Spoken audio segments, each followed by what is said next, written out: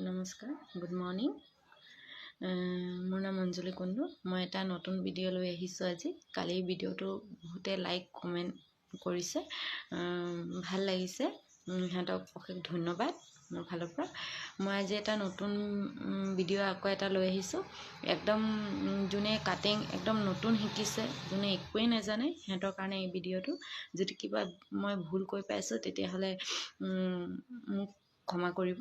মই ভিডিঅ'টো ষ্টাৰ্ট কৰিছোঁ। কাটিং বিদ্যা কেনেকৈ শিকিব। কাটিং বিদ্যা শিকিবলৈ হ'লে এই সম্বন্ধে ব্যৱহৃত জ্ঞান অৰ্জন কৰা অতিকৈ প্ৰয়োজনীয়। মানে কাটিং বিদ্যা তুমি এটা ল'বলৈ গ'লে তোমাৰ কাটিঙৰ বিষয়টো তোমাক জানিব লাগিব। যেনেকৈ আগৰ ভিডিঅ'ত মই কৈ গৈছোঁ, যেনেকুৱা কাটিঙত আমাৰ কি কি বস্তু ব্যৱহাৰ কৰিব লাগে, যেনেকুৱা কেঁচি, ইস্ত্ৰি, চক, মেজাৰমেণ্ট টেপ, স্কেল, এইকেইটা বস্তু মই কৈ আহিছোঁ। এইকেইটা মানে তোমাৰ কাটিং কৰাৰ আগত তোমাক কি কি বস্তু লাগিব সেইকেইটা তোমাক জ্ঞান থকা বহুত দৰকাৰ।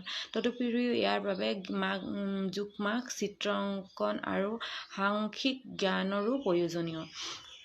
চোৱা, কাটিং কৰিলেতো তোমাক নহ'ব, তাৰ বাবেতো তোমাক বডি মেজাৰমেণ্ট ল'ব জানিব লাগিব। এতিয়া বডি মেজাৰমেণ্ট নাজানিলে তুমি বস্তুটো কাটিং কৰিব পাৰিবা জানো? নোৱাৰিবা নহয়। এতিয়া যিকোনো বস্তু তোমাক কাটিব হ'লে তাৰ পাৰফেক্ট জোখ মাখ জানিব লাগিব। মই নেক্সট ভিডিঅ'ত তোমাক জোখ মাখ কেনেকৈ ল'ব লাগে এইকেইটা